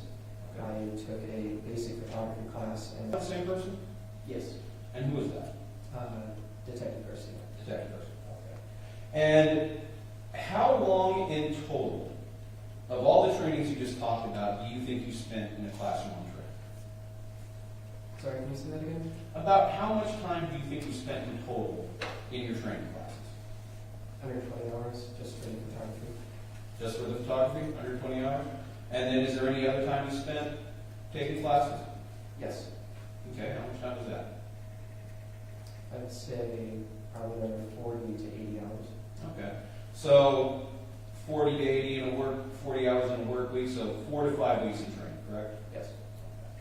And how long were you with the internship program again? Around a year. 1 year, okay. So about 5 weeks out of a year, you've been trained to do this work, right? And in fact, you helped with some of those classes, correct? You helped set them up and run them? You need to say yes or no. Yes. And so on April 1st of 2024, when you were called out, you didn't immediately go to the scene, right? No. No? Where was the first place you The first place I went was home to get changed into my uniform. went? Okay. And then after that? Then I went to the Mesilla Marshal Station. And that was where you were briefed on what happened, correct? Yes. And that's where you changed into, I guess, for lack of a better term, a bunny suit? No. No? Did you change into anything? No. Did you wear anything extra? That at that time, at the station, no. No? Did you ever put on any personal protective equipment? Later, yes. Later? Where? Once we arrived on scene. Once you arrived on scene? Okay. So you didn't get into the Mesilla Marshal vehicle with your personal protective gear on? I got into the Mesilla Marshal's vehicle.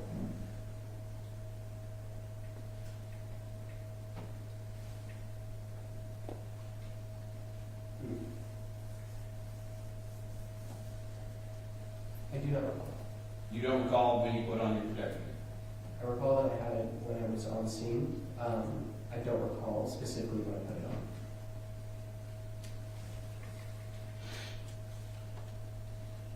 All right. So you don't recall where you put on that personal protective gear? I recall correct. And when you were at the scene, you were tasked as the primary photographer. Is that right? Sure. Yes. And so going back to State's Exhibit 4, this is the photo you took of the scene as you found it, correct? Yes. And do you know about how many people assisted in photographing the body once OMI? After OMI arrived? Yeah. 2. 2? So maybe 3? So at least 2 to 3 people in addition to OMI around the body? Yes. Yes. And was that part of your training, the training you received? Yes.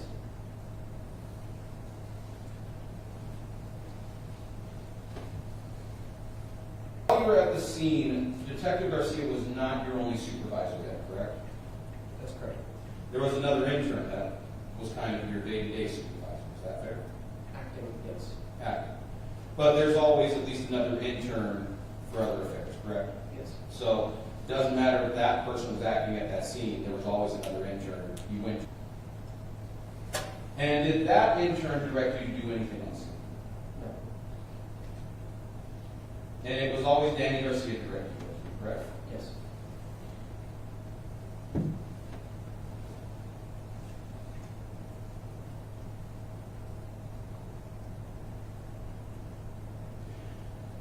Now, while you were on scene, how often did you change your gloves?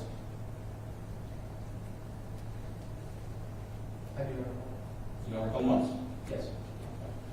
Was it less than 100? Yes. Do you recall changing your gloves every time you photographed a new aspect of the scene? No. No.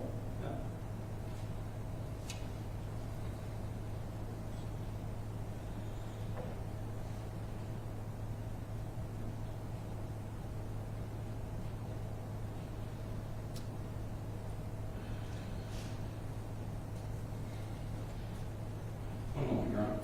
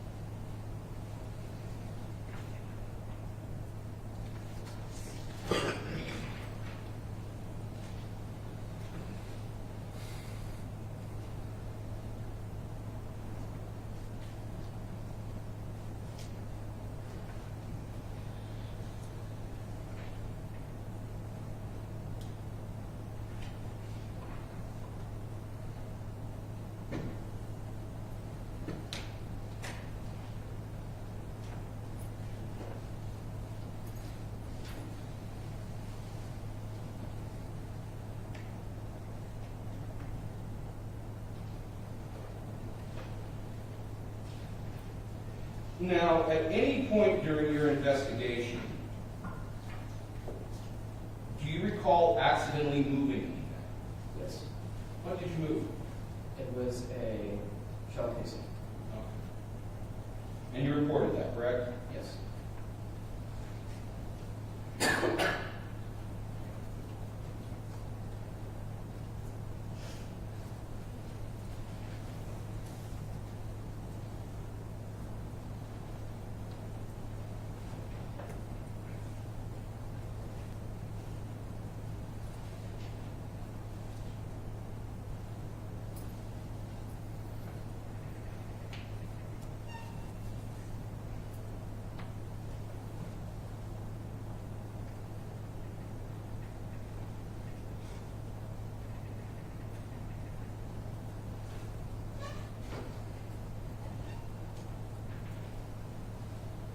No further questions. You rejected this witness? No, Your Honor. And this witness be permanently excused. Yes, Your Honor. McCormick, Yes, sir. you're excused, thank you, sir. Call your next witness. State Police Deputy Lourdes Hernandez.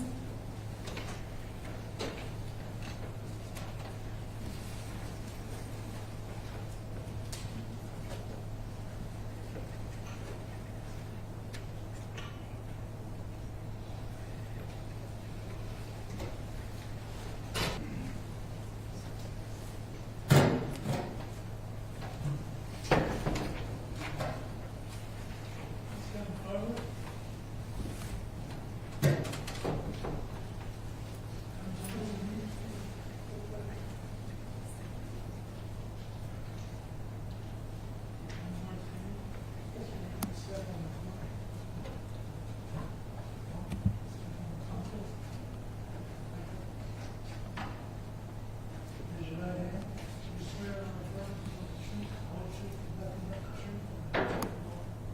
Yes, Your Honor. You may examine your witness. Thank you.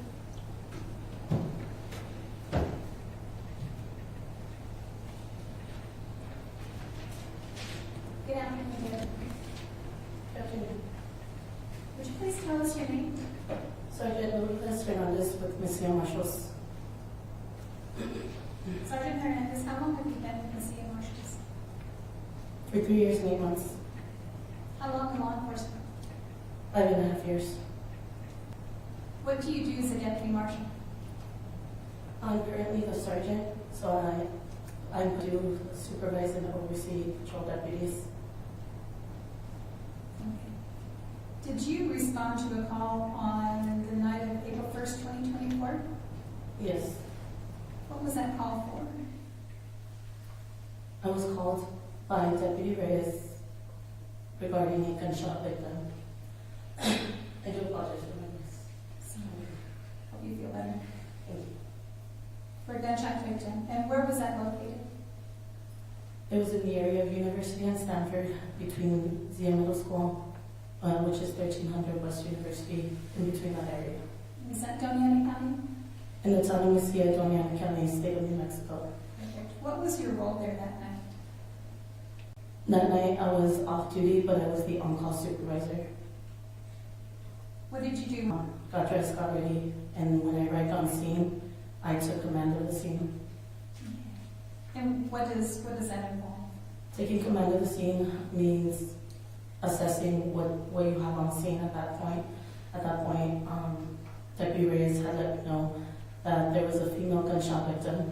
At that point, I started directing the deputies that were on scene. We had other agencies assisting. I made sure that there was a crime scene log that had been started already, that had been started by Doñana County Sheriff's who was assisting.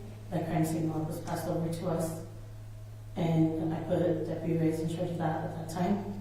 I made sure that the inner perimeter of the scene was blocked off and that any deputies, even including the other agencies, if they did not need to be within the inner perimeter, that they weren't, and the other agencies who were available assisted with blocking off traffic and directing traffic elsewhere from the scene, so we could make sure that the scene remained secure. Okay. You said when you arrived you did observe a gunshot victim. Yes, ma'am. Can you tell us, was the fire department still there? I believe it was fire and paramedics that were still on scene. Okay, so they were still working on her? Not when I arrived. Okay. What did you do then? Did you speak to anybody? Once I arrived on scene, I did speak to Deputy Reyes to know what he had as far as on scene, and he had let me know that the female had been pronounced deceased already at that point. Okay. Did you know who the reporting party was? The reporting party was a witness who was later identified as Mariah Chavez. And did you see her there that night? Yes, as the supervisor on scene, I did go speak with the witness to do a welfare check, make sure if she needed anything at that point when I spoke to Ms. Chavez. I initially could see she was in shock, and I asked her not to say anything to me yet at that point because I had already called my supervisor, and I had also contacted Sergeant Detective Garcia at that point, and our CSI team to come out. So, given that I had already called our detective to come out, I didn't want to get a statement yet from Ms. Chavez, and I wanted her to know that I could not have her clean up yet at that point, because I did observe that she had blood, the victim's blood, all over her clothes, her hands, and then knowing that that might be that she could then clean up until we had the detective arrive on scene, and she was very cooperative in understanding those instructions. Okay. Did you see the suspect's vehicle on scene when you were there? No, ma'am, we had BOLO, which means be on the lookout for the suspect vehicle over the radio, so we had a description of the suspect vehicle at that point when I arrived on scene, being either gray charcoal or dark in color Ford Explorer. Who does the BOLO? Explain that to us. Who receives that? Who does that go out to? That goes out to all surrounding agencies through Mesilla Valley Regional Dispatch Authority. So, any law enforcement officer on duty would have access to that or would receive it? Yes, ma'am. Okay. And was that BOLO put out? Yes.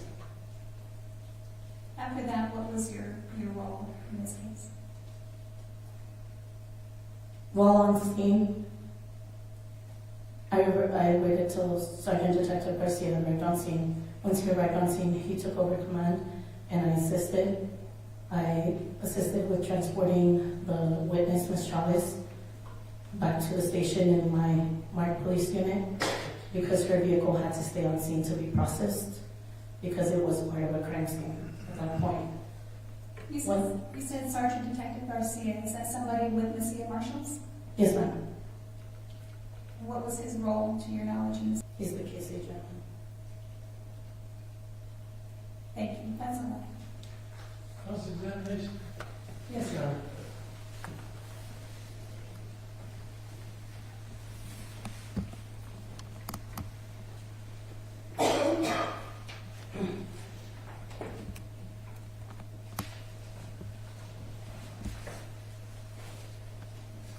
Good afternoon, Deputy, or Sergeant.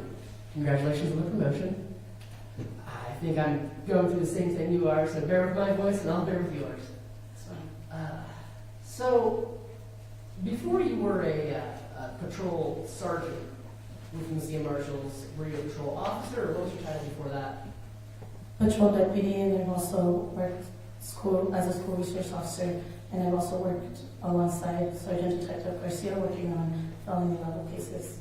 Okay, and before that you were at the Las Cruces Police Department, correct? Yes, ma'am. And you were a patrol officer there as well, correct? Yes, ma'am. Did you attend their academy? Yes. And how long was that academy training? That academy training is a 6-month training, along with 3 months on field training with a field training officer.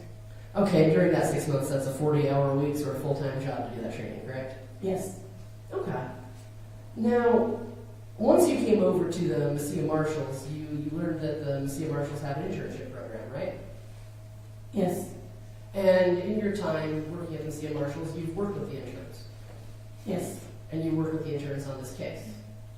yes, Now, you said that you were in command of the scene until Detective Garcia showed up. Is that correct? yes, ma'am. And when he arrived with interns, correct? Could you clarify your question? Sure. That's my mistake. When Detective Garcia arrived at the scene, around that same time, the interns he was supervising also arrived at the scene, correct? No, they don't arrive all together, like not in the same vehicle. I just want to know Okay. that clear. The interns, do you recall about how many interns were there that day? I don't recall. Okay. But they came, it was multiple vehicles to get the interns there. I believe they meet up and get on scene. We don't have anyone who does not need to be on scene. Okay. So when the interns did come in, they were wearing protective body equipment, right? Protective suits. Yes, ma'am. Those were white suits. Yes, And specifically that night, you had the opportunity to work with one of the interns named Patricia Martinez, correct?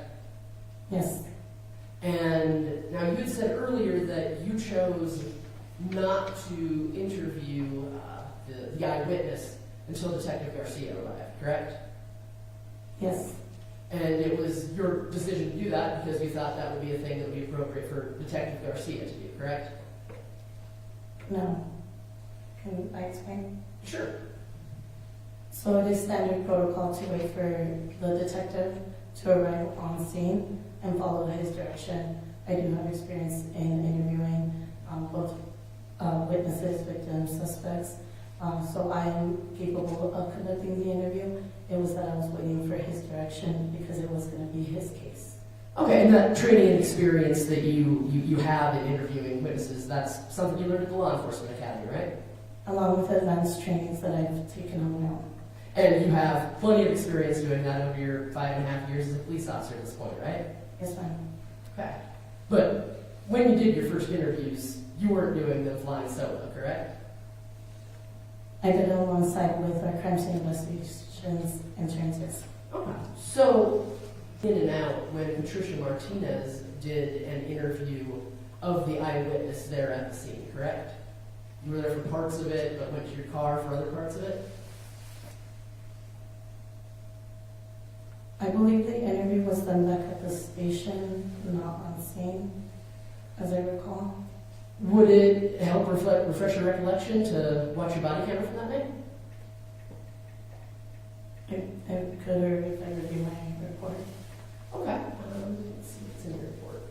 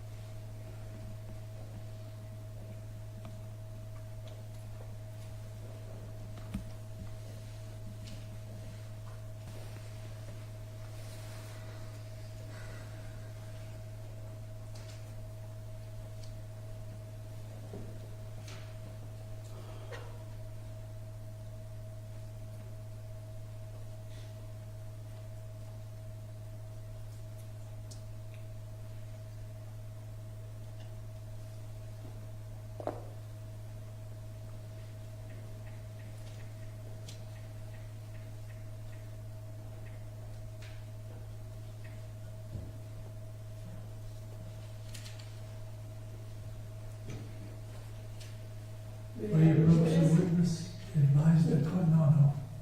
To approach the witness without explaining what the purpose is and what you have. Yes, Your Honor, may I first Move approach to the opposing counsel? microphone. Sorry, Your Honor. May I first approach opposing counsel and then the witness to show them the refresh the recollection? Is this her body camera? Yes, You may. thank you.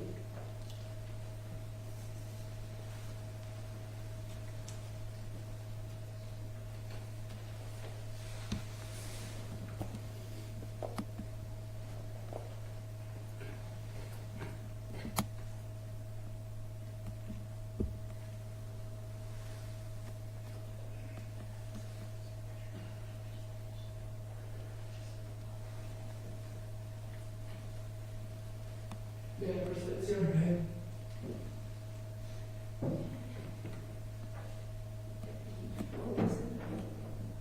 These, they were sanitized. Here is just a video.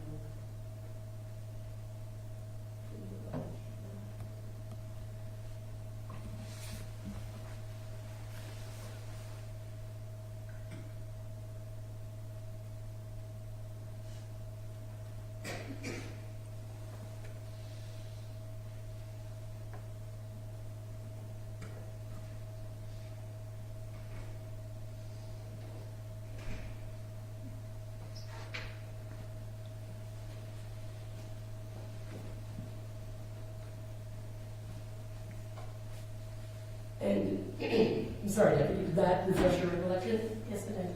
So, did intern Patricia Martinez interview the witness Mariah Chavez there at the scene while you were present? It wasn't an interview as far as to interview everything that the witness had specifically seen. It was just to get an initial statement, because even in off-camera shootings, we know that when somebody experiences a traumatic event, recollection comes back within days. It's not always immediate. So at that point, I did want at least an initial statement gathered, and as the incident commander, I also had to make sure there was other things being done and delegate the work. Our crime scene investigation interns are certified crime scene investigators, and they are capable of doing interviews as well on their own. I cannot take on all that work myself and do the interviews myself and take command of the scene. So I did delegate that work at that time. So, at that point, once Detective Garcia had arrived, were you still in command of the scene? Correct, and I can also assist with making those decisions. Okay. So then, after that initial statement was completed there at the scene, you and Patricia Martinez and Mariah Chavez returned to the Mesilla Marshal's office, correct? Correct. And while you were there at the Mesilla Marshal's office, you took a second statement from Ms. Chavez, is that fair to say? Yes, ma'am. And when you did that, you learned that the shooter that you were looking for was an individual wearing blue jeans and a dark t-shirt, correct? Yes. And Ms. Chavez some fresh clothes, correct? Yes. And the clothes that she was wearing, because of the blood on them, had to be collected, correct? Yes. So to do that, you and Patricia Martinez secured some brown paper bags, correct? Yes. And at the time that this was going on, Patricia Martinez was still wearing the protective gear that she'd been wearing there at the scene, correct? I don't recall. Okay. So after you get out the brown paper bags, who actually put the clothing into those paper bags? To make sure that evidence was properly secured and two people weren't handling the evidence, I had our CSI, Patricia Martinez, secure the evidence herself while I supervised. Okay, so were you watching when this was done? I want to say that I watched most of it. I honestly do not recall. Okay. Now, that night, Patricia Martinez was also asked to take some swabs from Ms. Chavez's fingers, correct?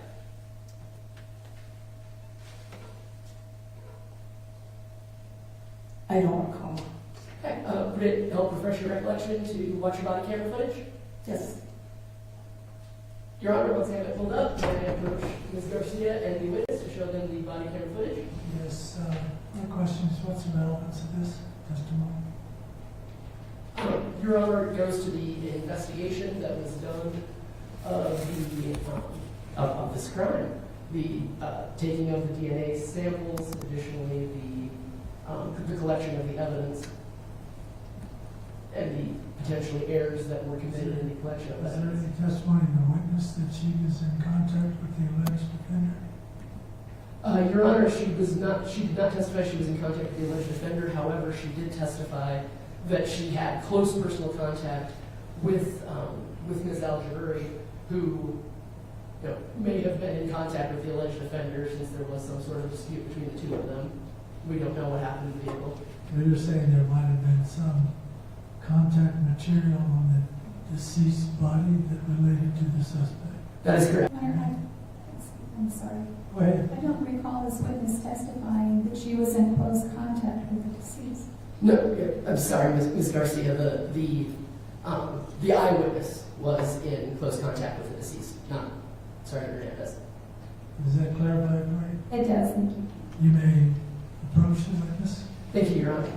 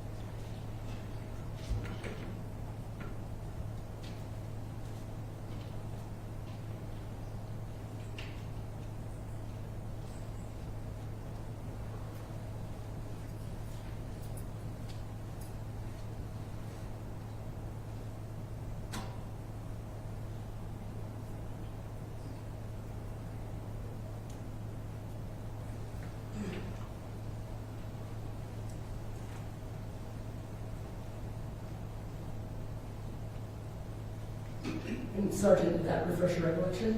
It did, and I just want to clarify, I don't want to testify on something I didn't do. You just want me to testify on what I observed?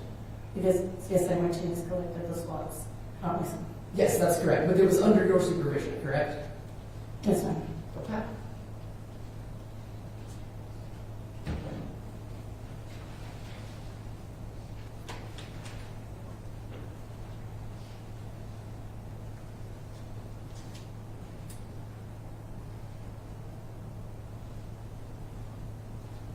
Now, you said back when you were in charge of the scene that you had Deputy Reyes work with the Domiana Sheriff's Office to create a crime scene log, correct?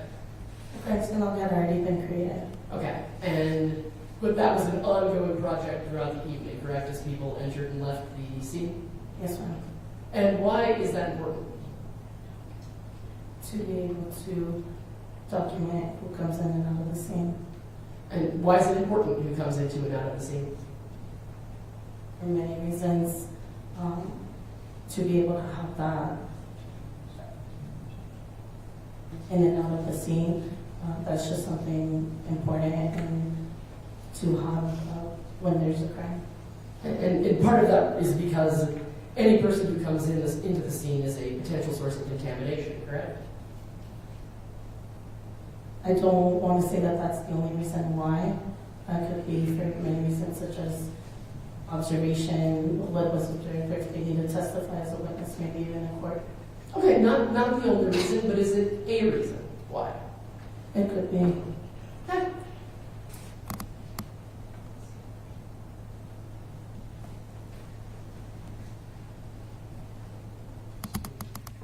Your Honor, I have no further questions at this time. Redirect. Very briefly, thank you.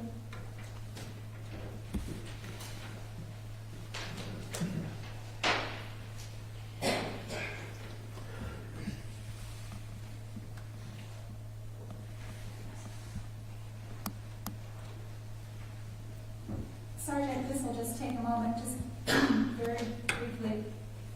I want to go back, excuse me, apparently the two of you are affecting me now. I want to talk about the blood. To your knowledge, was anybody else injured besides the deceased? No, To your knowledge, was anybody else bleeding besides the deceased? no, Did you expect to find anyone else's blood on Mariah? Objection to stipulation? Overruled. That's all I have, thank you. And this witness be permanently excused. Yes, Your Honor. Ms. Mason, Yes, Your Honor, she may. you're excused, thank you. Charlie, will you look at this? Your Honor, may we approach? You may.